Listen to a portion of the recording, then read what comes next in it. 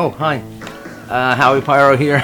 Welcome back to my sick world. And for a special Halloween themed episode, aren't they all? But this is going to be a real good one. We're going to explore the ghost masters of years gone by and people behind the spook shows, which have a sort of lateral world with rock and roll and teenage history and all that crap that we love so much. Stay tuned.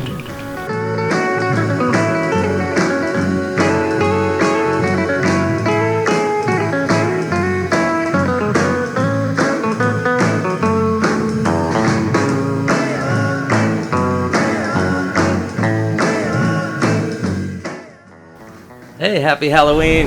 Howie Pyro here. Pedro over there. So I got into this spook show thing that we're going to talk about just by seeing the ads, much akin to all the exploitation and sexploitation films that I've always been obsessed with. It's about the exploitation. I've never seen a spook show, but the ads that they made to sell the spook show, which is what they put all the money into, were just absolutely incredible. These ads, they spared no expense of art and printing, and even they were kind of, I guess by some standards, cheaply done, but by today's standards, they're gorgeous master works of art that sell for thousands of dollars. But the spook shows were kind of like a second cousin to magic shows. A lot of the magicians were looking for extra gigs and stuff, and it started very early. I have some posters from the 20s and 30s. They were a bit more straight, but once horror movies hit big and the Universal pictures started coming out, the spook shows really kicked in.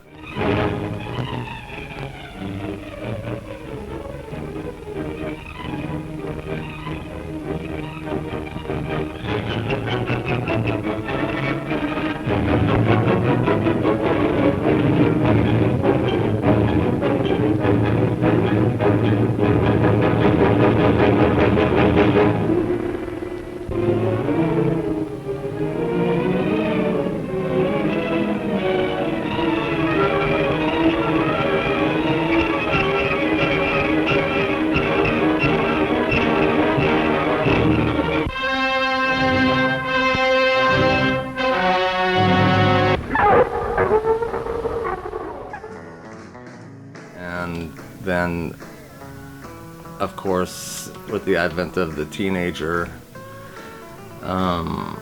spook shows went from being a sort of adult or family thing to just a teenage thing in the 50s, when rock and roll and horror movies became like massive.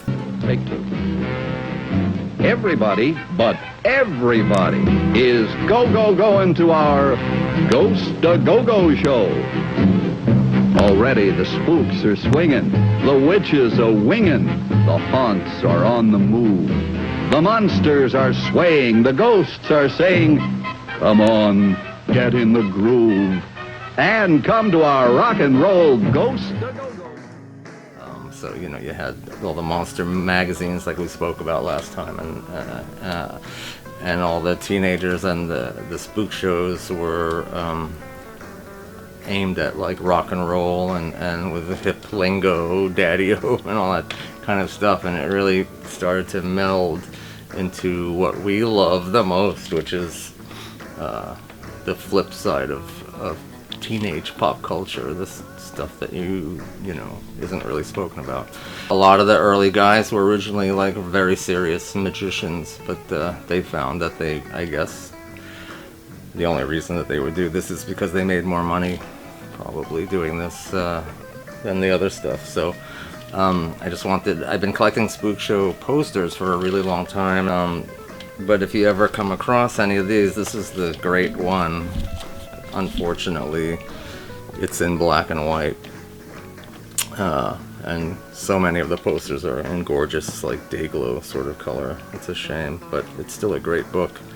And I have a large chunk of Mark Walker, who wrote this book's collection, sitting right here. At one point he decided to sell a lot of it, and he sold it through my friends Mike Rainey, who passed away, and his wife Lisa, who owns Something Weird Video, my favorite video company.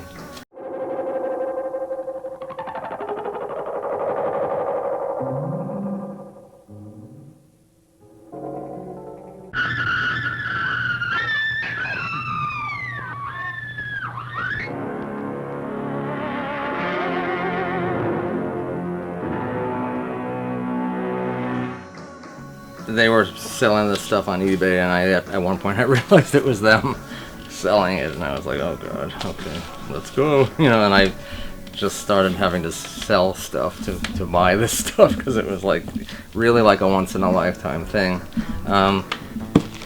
This guy, this is a cool Harry Wise, who was a longtime Spook Show guy and magician. Like a lot of these guys had a lot of different names, and they were like vaudevillian kind of sleaze, like it's very much like burlesque, it's like a cuckoo stage show. Harry Wise was Dr. Jekyll, which had some of the really greatest posters, Dr. Jekyll and his Weird Show.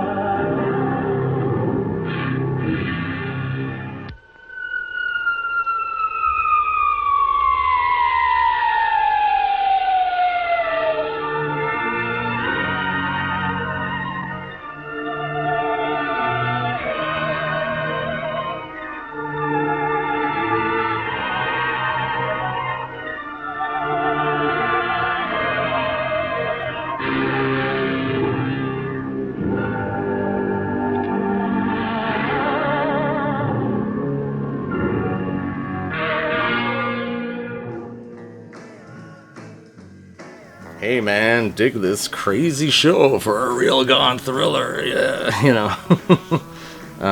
there's a poster on the wall there, a really gorgeous one, with such weird graphics, like there's that shark man thing on the right side, that's just unbelievable, and the skeleton that says on stage. I first saw this poster on the wall in the Cramps apartment in 1977. Or 77 probably, and they had that poster, and that's where I first ever saw something like that, and I was just like, what is that? And they kind of told me actually about that, and they had that poster, and they used that on stage skeleton head thing in their posters. Don Brandon, another one who I don't know how. You could probably find a lot of these books online. A spider just came out of the book. Ah! Spook Show. He shows all of his tricks in here. The elastic lady illusion, and the where the girl hides and they stretch her feet, 10 feet long, and she would, how they do all these tricks that they would do. Even though these were more magic tricks and not Spook Show tricks, they would just come up with all these crazy things, and basically they would do a lot of this stuff. A lot of this stuff's from the 40s, but they would do a lot of this stuff in movie theaters before the movies, you know, they would have some, like one of his most famous, the Cramps, and a lot of different people have used these. I've used this a number of times, this Tomb of Terror ad. We'll see it again somewhere, but that's Brandon. My damn, rest in peace, Tiger, but he chewed the corner of this goddamn expensive book off. My dog that I adopted from Phil Spector, who chewed some of my books when he was younger. Dr. Neff. And this guy had like comic books and like, you know, all kinds of like really heavy duty stuff. He was huge. He was like bigger than a lot of these guys.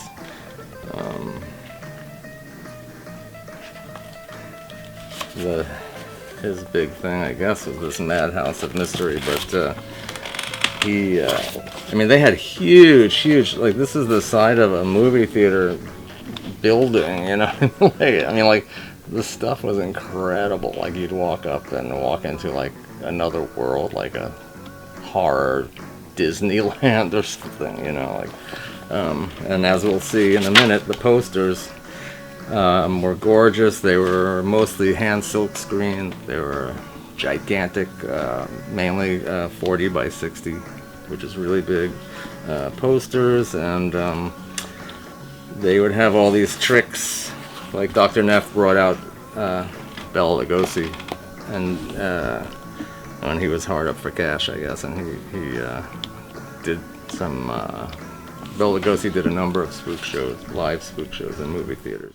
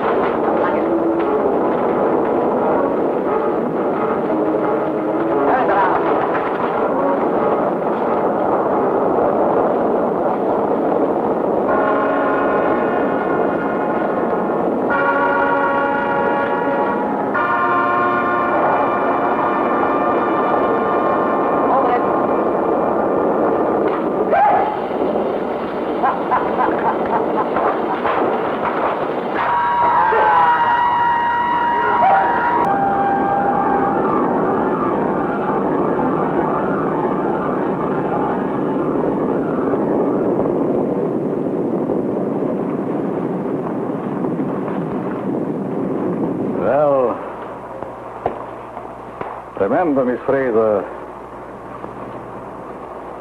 you asked for it. The best favorite all-around guy from the 60s was this crazy guy named Don Davison, and he made all kinds of horrible, insane movies that are just, you know, whatever the big trend was. You know, he made all these like southern sort of hillbilly movies, and he would sell anything. You know what I mean? He put out these great books, of course, that being the main word, cash. Conjuring for Cash by Don Davison, and he would just tell you what to do. You know, like, he didn't care about the secrets. He showed you how to do it. Wow, this has all kinds of crazy stuff inside. And he gave away other people's secrets as well, because these are not just his. But yeah, he did a lot. He made great movies. Like, he would come up with these things where he would combine with movies and stuff, like these great. Like, it wasn't just a spook show at this point anymore in the 60s. You know, like, they would have like gimmicks for movies now, you know what I mean? Like, it would work so much for William Castle that they would like bury some dude in the back of the movie theater and have like a viewing tube where you could see him like 50 feet down in the ground, and you can visit it all night long for like a week, and like, you know, they would never let him out, and you could like win a prize or something. Warning, protect yourself. Fill in the blanks in case you faint when you see the man buried alive. And then they would do a trick, like behind me here. This is one from a Spook show.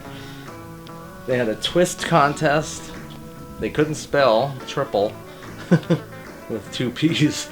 They couldn't spell. They had a giant extra twist contest, and then the winner will receive a real dead body. How? And everyone's like, yeah! And then they, you know, give them a chicken from the supermarket. Yeah. Genius, I tell ya. Here's another one. I have the whole brochure of this frozen alive in an ice cube girl for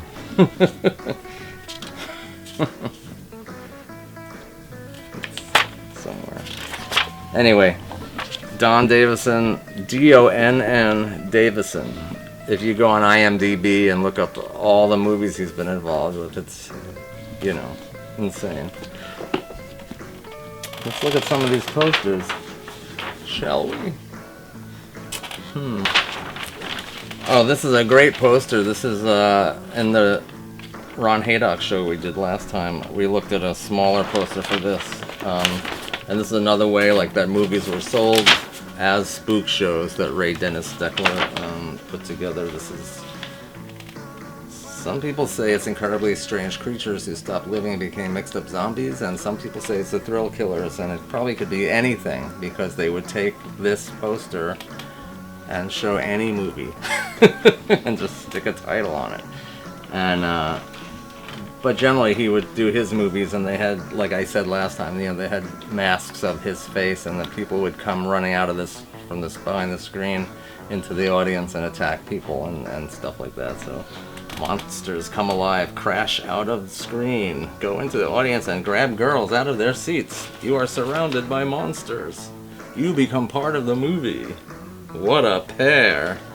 Whoop whoop, the teenage psycho meets Bloody Mary. They're goofy. He's psycho. Crazy about girls. Genius. She keeps men in cages like wild animals. 1001 weirdest scenes ever. Do not confuse with Little Shorts or Spook shows. This full-length feature is the weirdest, wildest, most shocking thriller of the century. So they were selling it like a spook show, and then they were like putting down spook shows at the same time. It's kind of funny. What are we? This is an earlier one, but this is what I'm talking about the magnificence of the printing and the artwork of these posters. And this is really a big one. This is probably from I don't know, early 50s, late 40s maybe.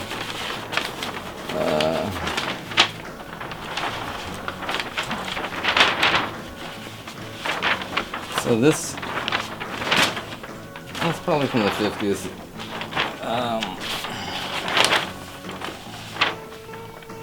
Dr. Zomb. This totally ties in with what I was just talking about. Because Dr. Zomb, who is this guy, was Ormond McGill, who was a magician. And here's a poster for one of his other acts, actually. Television star, right, in person. Ormond McGill is a man called Dr. Zomb. Mind Reading Confidential. Plus the Miracle Show, you know. So he was like still a magician, mind reader.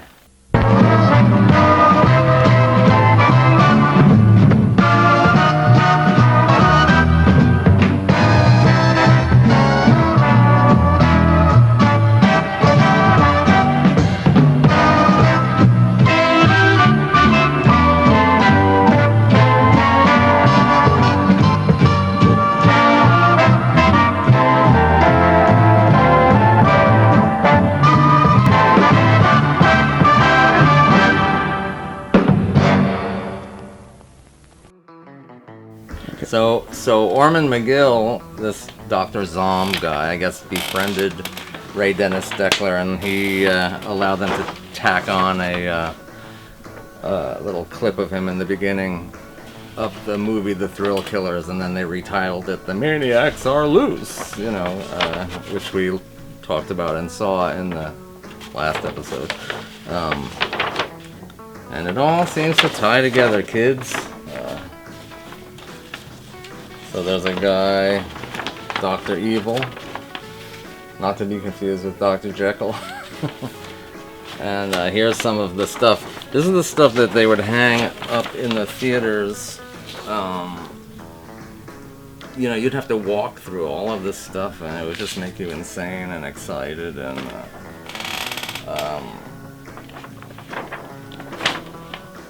Dr. Evil and his terrors of the unknown. When lights go out, snakes roam the theater. You know, like, it's so ridiculous. But that's what they would taunt you with. The printing is just really beautiful, though. They had used all these silk screens. You know, you could really feel the ink, and it's like a precursor to like all the psychedelic posters on Dayglow, and they used a lot of Dayglow paint. Probably the first people to use that were the Spook Show guys, and every Spook Show ended in a blackout, basically. And what they would do is they would have all this stuff painted with Dayglow paint, like ghosts and skeletons and all these things, and they'd have them on these big sticks. And at one point, dramatically, they would be like, "Oh my God!" and be like, and all the lights would go out in the theater, and then they'd bust out these things, and skeletons and bats and snakes and all this stuff that they'd be having on sticks, holding them all the way over the audience, like on 30-foot long, poles and stuff, like these glow-in-the-dark, like crazy things, and everyone would go crazy and start screaming. And of course, later on, teenagers would just bring eggs and apples and stuff to throw at them and break them. Be jerks. There's a later Dr. Evil. You know, he had to get up to the times of the sickness of the times. Surgical maniac amputates limbs of lovely ladies. On stage, they actually, yep. Girls, do not come alone. That doubles the attendance right there. Monsters grab girls out of the audience. You may find a live snake under your seat. Also in person, the Mummy and King Kong. Who knew? The dead return to life. Plus 2 horror movies. Yay!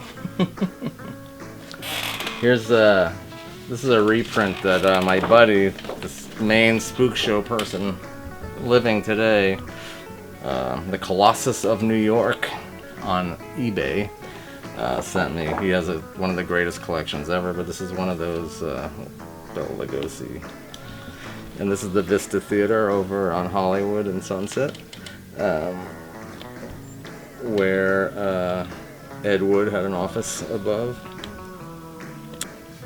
You know, they would go around, they would have all kinds of stuff. They would give out flyers like this. They would, some of the earlier shows would really use the money, spend the money, and they printed up tickets to get in, like these tickets that are so cool looking.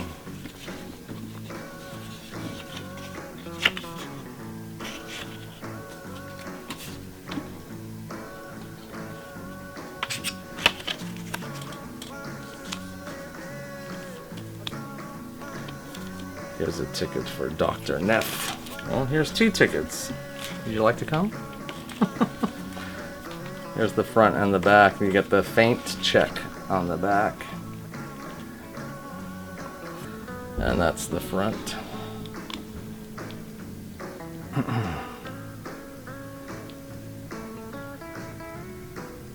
It's a good thing, like, how do you just let them rip that in half as you go in? I'd be like, I have to keep it, I have to keep it. And I did. The greatest Halloween DVD of all time, seriously, is, I'll bring it out, is the Something Weird Video Spook Show DVD, and it's all the trailers from all these spook shows, and you know, like 6 hours worth of other stuff with 3D inserts from some of these movies and all kinds of crazy stuff. They also sell this movie, which is kind of a weird thing to watch, but there was a movie called Monsters Crash the Pajama Party. It's like the beginning of the movie. It is a really, really goofy movie.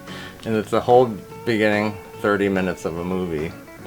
And then in the middle of the movie, the whole thing is set up where everyone in the movie jumps through the screen and comes out into the audience, and they put on an entire show. It's so scary, we dare you to see The Monsters Crash the Pajama Party, the first movie ever filmed in Hollywood's latest miracle, fantastic horror vision. You'll be petrified as fiendish movie monsters actually become alive, then crash right out of the screen, run into the audience, and carry screaming girls from their seats right back into the picture to become part of the movie, never to be seen alive again. They might choose you. We warn you, this is not 3D. The movie monsters actually become real flesh and blood. See what happens when the Pajama Party girls meet the Mad Doctor's girl-crazed monsters. 1,001 exciting scenes, on screen and right in the audience alive. All in the world's weirdest movie, The Monsters Crash the Pajama Party, in horror vision and color.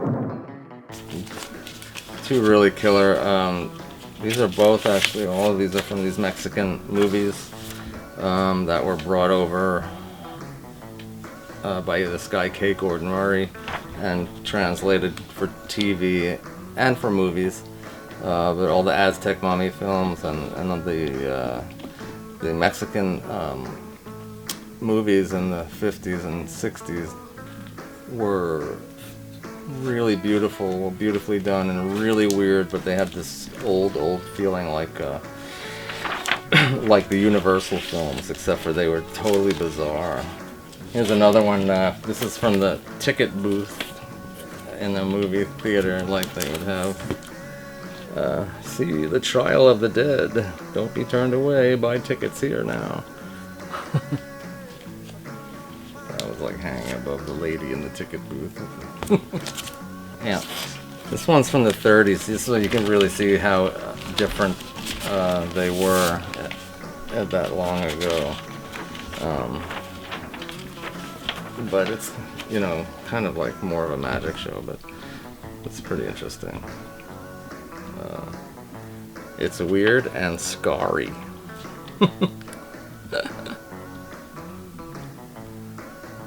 a lot of this stuff is very similar. Make up a party. That's what they still said in all the spook show things, you know, to try and get extra people to come. A necromantic extravaganza out of this world. This is pretty creepy. Daggers of death. I don't know what it means, but skeletons in the audience, spirits write messages, spooks whisper in your ear. I guess it's kind of similar. It's just a different take, you know, more adult sort of. Here's another reprint of the Dracula spook show. It's pretty nice. And he would do a whole thing. I mean, that must have been incredible to see, you know, like, no matter when it was, to see Bela Lugosi come out of the coffin in person. And this is in Brooklyn on Flatbush Avenue. That's crazy. Wow.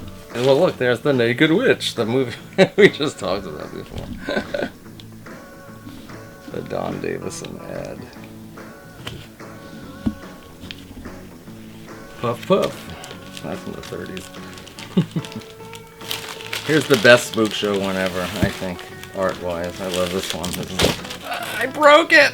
This is this is earlier, but it's really cool.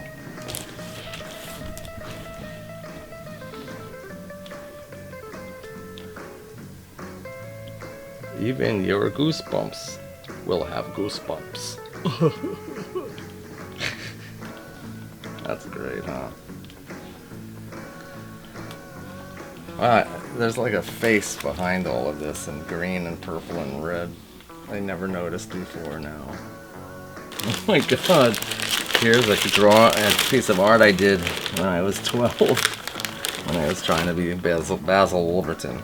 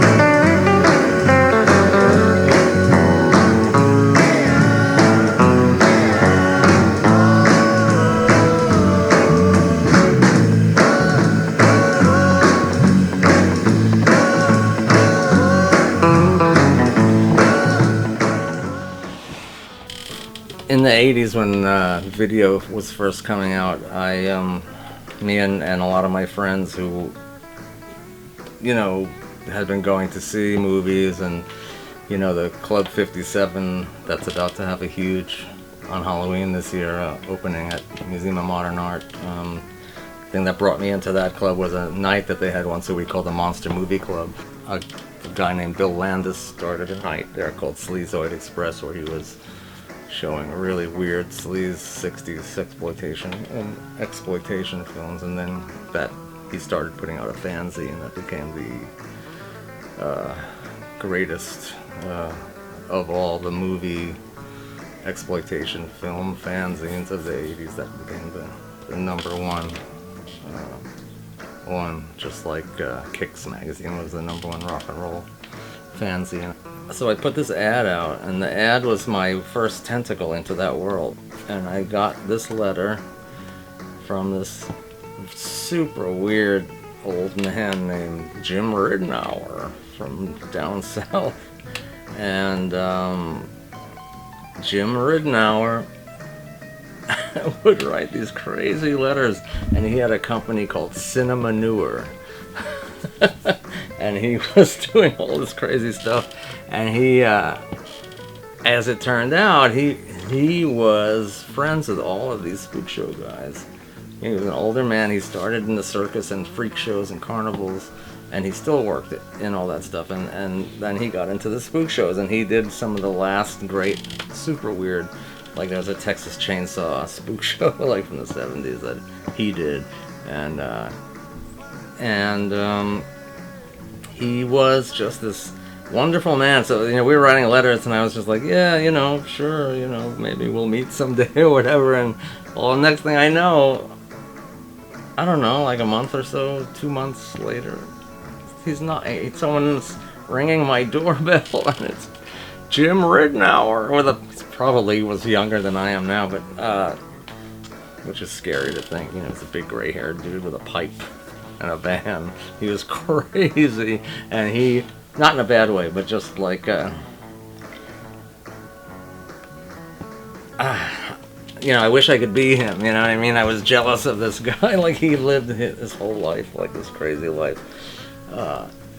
And he had massive collections of exploitation and sexploitation movie posters and press books, and he went from place to place to place, all the way from Florida to New York City to Brooklyn, where I was living, trading and buying and trading and finding and buying and finding movies and doing all this stuff, and had a van full of a lot of the stuff that we see that I have all the time is from him, you know. And he stayed for a while, and I introduced him to all of my friends because, you know, I was very involved in my world, and people were curious, and I'd bring them out to shows, and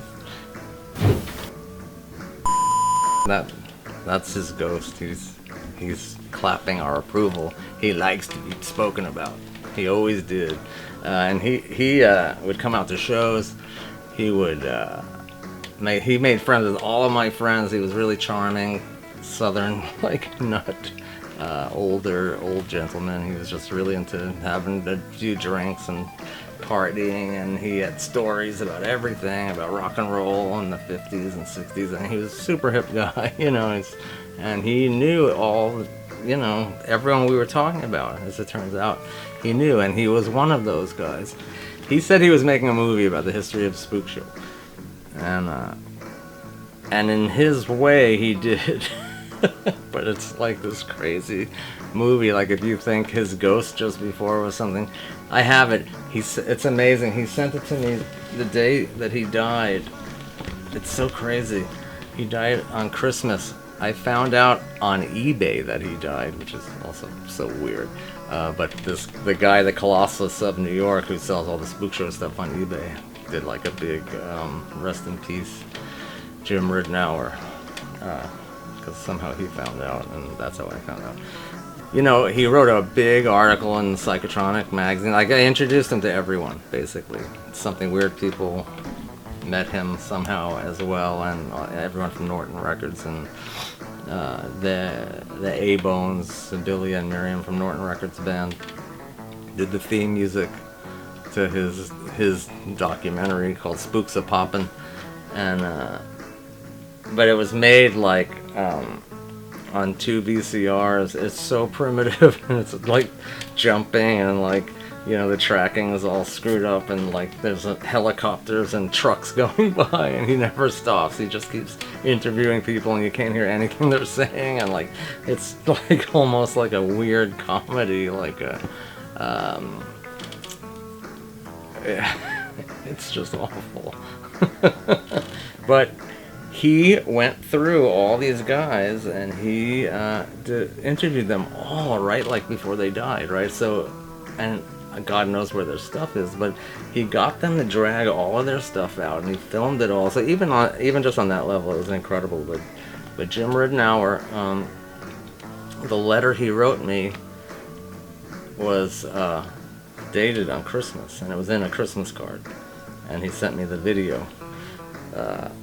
And he died on Christmas, so it's just really weird. But before then, me and Haunted George were driving to San Francisco on Halloween, telling Haunted George, who is obviously into all this stuff, his name is Haunted George, for God's sakes, telling him about Jim Ridenhour, and he was like, call him up, we should call him up. And so we call up Jim, and we put the phone in between us on the front seat, and talked to Jim Ridenhour the entire drive to San Francisco from LA for about 5 hours or so, hysterically laughing the whole time, getting all the stories and all this stuff. If I had that on tape, it would be unbelievable.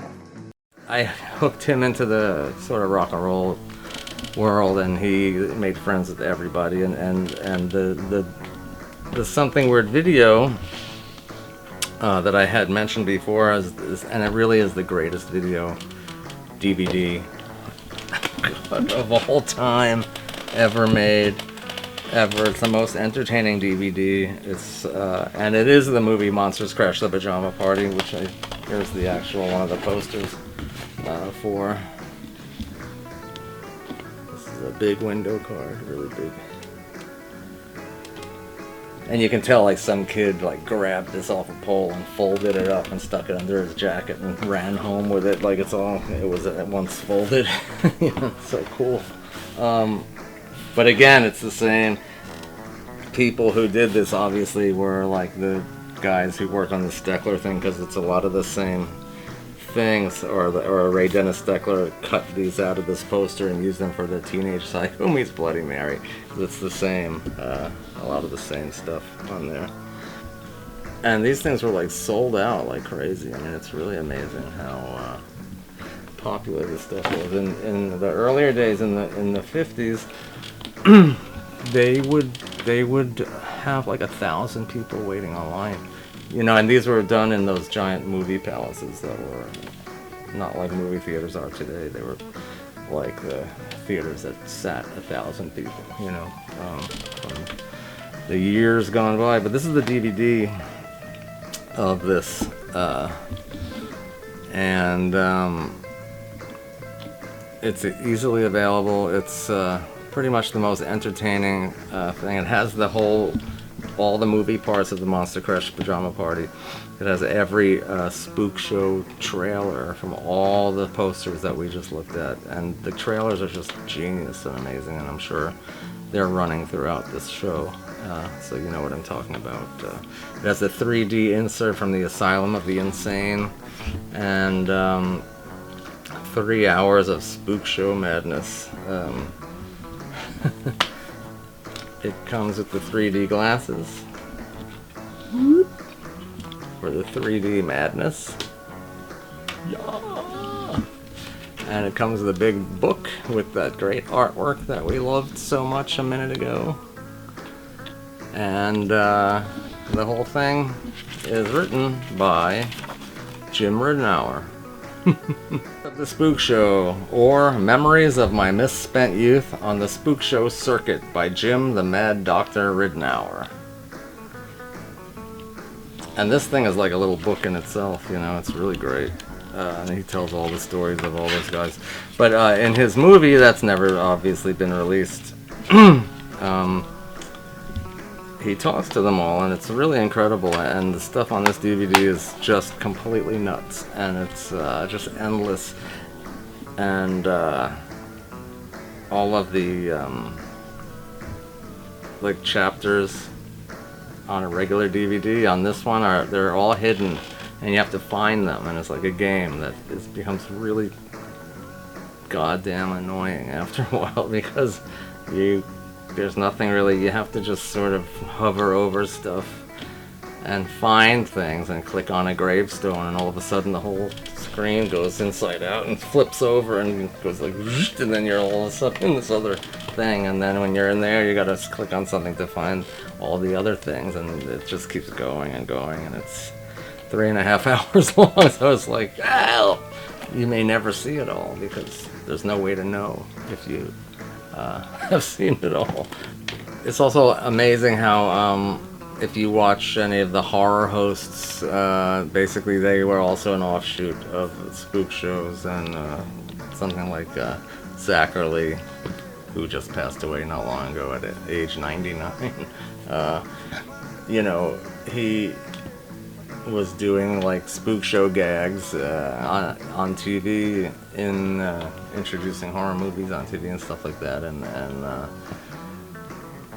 there's so many horror show hosts now, almost maybe more than ever back in the day. You know, it's kind of a weird revival that's going on, which I think is pretty funny.